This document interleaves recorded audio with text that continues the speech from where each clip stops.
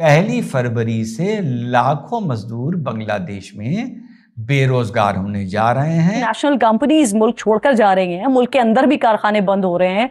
एक तरफ mother all deals India के साथ, प्रेफरेंशियल ट्रीटमेंट उनके स्किल्ड लेबर को थ्रू एंड थ्रू यूरोप में, और यहाँ पे फस्ताई निजाम को, अथॉरिटेरियनिज्म को, बर्बरियत को, एक तरीके से जाबिर निजाम को, कठपुतली निजाम को बरकरार रखने के लिए झूठ।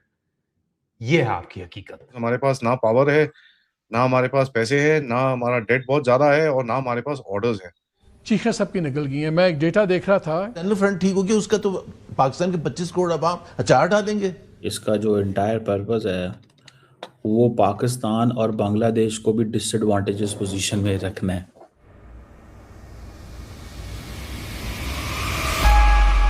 हमारे पड़ोसी की आज बात होगी तो पूर्वी पड़ोसी बांग्लादेश की, जो अपनी हैसियत और औकात भूल चुका था या भूल चुका है, उसकी अब दो तरफा लगने जा रही है और बहुत जबरदस्त और बहुत मजेदार लगने जा रही है। और उस लगने में भी चाहे ना चाहे भारत का नाम आ गया है। कैसे भाई? पहले जरा कवर कर लेते हैं कि बांग्लादेश में हालात क्या होने जा रहे हैं। पहली फरवरी से लाखों मजदूर बांग्लादेश में बेरोजगार होने जा रहे हैं, और ये जो धागा बनाने की फैक्ट्रीज और यूनिट्स हैं जहां पे यान बनता है, उनके हाथ में क्योंकि कटोरा आ गया है। ना उनके पास लोन चुकाने को पैसा है और ना उनके पास तनख्वाह देने को पैसा है, और ऊपर से उन्होंने जो माल बनाया था वो उनके पास पड़ा हुआ है, कोई खरीदने को तैयार नहीं है। खरीदने का मतलब बांग्लादेश में ही जो टेक्सटाइल कपड़ा बनाने की कंपनियां हैं, धागा बनाने की अलग, कपड़ा बनाने की अलग, वो उनका माल कई दिनों से, कई टाइम से नहीं ले रही हैं, और धीरे धीरे ये स्थिति आ गई है कि ताले लगने शुरू हो गए हैं। पहले कुछ कवरेज देख लेते हैं, पर विश्लेषण बाद में करेंगे। Bangladesh textile mills to close in raw over duty free imports, कि बांग्लादेश की फर्म जो हैं, कंपनियां मैन्युफैक्चरिंग धागा बनाने की, वो ड्यूटी फ्री जो इंपोर्ट हो रहा है उसके मारे बंद होने की कगार पर आ गई हैं। The Bangladesh textile mills association has announced an indefinite shutdown for all textile mills from 1st February amid a deepening row over duty-free yarn imports and mounting financial pressure.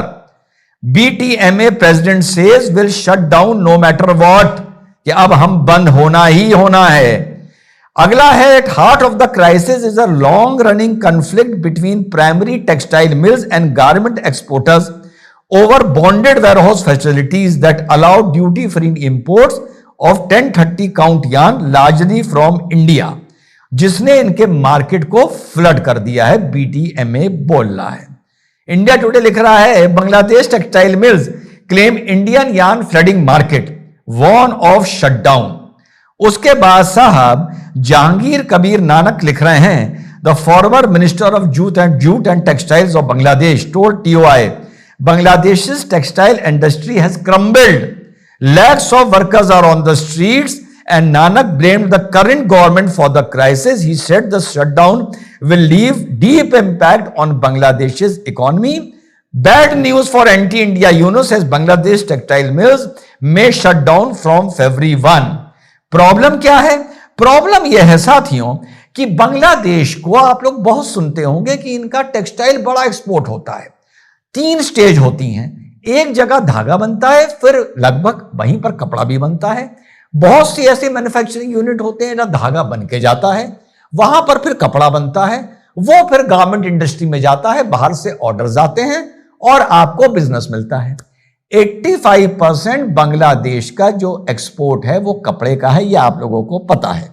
अब उसके बाद साथियों, जब आप लोग भी ये सोचते होंगे कि बांग्लादेश का माल दुनिया बहुत खरीदती है, कारण सुनिए। बांग्लादेश में जो भारत से यान धागा बन के जाता था, उस पर बांग्लादेश की गवर्नमेंट ने जीरो ड्यूटी यानी जीरो टैरिफ लगा रखा था। बिजनेस भारत को भी मिल रहा था, और इसी कपड़े, यही कपड़े से वहां पर फिर इसी धागे से वहां पर कपड़ा बनता है, और उसी कपड़े के दम पर बाहर से ऑर्डर लिए जाते हैं। अब बाहर जब बांग्लादेश का माल जाता है, तब वहां पर वो सस्ता क्यों होता है? एक तो भारत से सस्ता यान मिला, चलिए उसमें भारत का भी बना हुआ। दूसरा सुनिए, ये मुल्क अपनी औकात कैसे भूला है। As a least developed country, Bangladesh currently benefits from zero tariff, quota free and preferential market access to exports like China, UK, European Union. और साथ में यह भी आ रहा है कि LDC status to graduate in 2026, यानी 2026 तक इस भूखे नंगे मुल्क को एक प्रिविलेज मिला हुआ था कि तुम जो भी बनाओगे, तुम्हारे पास कुछ बनाने को तो है नहीं, तो हम तुमसे कपड़ा खरीदेंगे और उस पर हम वहां पर भी कम से कम टैरिफ लगाएंगे जहां तुम्हारा कपड़ा जा रहा हो, और भारत पे भी इन्होंने टैरिफ शून्य लगा रखा था। इसके चलते उनकी शुरुआत जो हुई है, वहां पर उनकी धागा बनाने की जो यूनिट थी वो बर्बाद हो गई है। लाखों लोग सड़क पर आ गए हैं। जैसा मैंने बताया, 1 फरवरी से ताला लगने जा रहा है। क्या EU का ट्रेड डील हुआ है that threatens to take away जो भी $30 बिलियन की इनकी एक एक्सपोर्ट इंडस्ट्री थी, वो पूरी तरह से गायब होने के उसके चांसेस हैं। और उसके ऊपर पीयूष गोयल साहब ने भी बोला, बाय द वे, जिसके ऊपर काफी रिडिक्यूलिंग करी गई कि क्या ऐसे तुम प्लान बनाते रहते हो, कुछ हुआ नहीं है, वो and all that, and that ridiculing was started by somebody who is very very extremely privileged and likes to comment on everything. तो वहां से वो शुरू हुआ, but the reality is a little different, क्योंकि बांग्लादेश में ना कैपेसिटी है बनाने की, ना उनके पास रॉ मटेरियल है, ना ट्रांसशिपमेंट है। So obviously people will not be placing orders with them looking at logistics. तो एक पूरा क्रैश तो है ही है। एडवांटेज लेने की बात नहीं है, बात यह है कि एक तो है वो खुद का ही नुकसान करने में तुले हुए है Bangladesh, that's one. Secondly, lot of people don't realize कि 1971 जो जंग है उसमें जितना ही इंडिया का कंट्रीब्यूशन था, जिसको आजकल बांग्लादेश में बहुत लोग डिनाई करता है अनफॉर्चुनेटली, उससे भी ज्यादा कंट्रीब्यूशन इंडिया का था पोस्ट द वॉर, जब 80% से ज्यादा उनके पॉपुलेशन बिलो पॉवर्टी लाइन थे। उस टाइम इंडिया ने जो हेल्प किया उनको to develop the textile industry. तो टेक्सटाइल इंडस्ट्री में 1974-75 उस टाइम इंडिया ने जितना पैसा दिया था, from that time onwards for the next 1 decade was around $220 million that time, जिसका आज का valuation around 1.6 to 1.8 billion dollar होगा। सेकेंडली, जो होता है कि आपके जो टेक्सटाइल इंडस्ट्री, कोई भी इंडस्ट्री ना एक इकोसिस्टम के ऊपर चलता है, there is a strategic supply chain जिसके ऊपर बहुत डिपेंड करता है। दूसरी चीज है कि इंडिया के साथ जो बांग्लादेश का ट्रेडिशनल रिलेशनशिप था, जो अभी ऑलमोस्ट ना के बराबर है, 1971 के बाद से जो पिवोट था, जो उसका पिलर था, there were 3 pillars: economic cooperation, strategic cooperation and civilisational connect.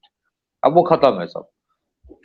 Now what is important is that जो इकोनॉमिक जो कोऑपरेशन था, जो सप्लाई चेन में इनको बेनिफिट मिलता था, that played a very critical role for them to come up with their textile industry.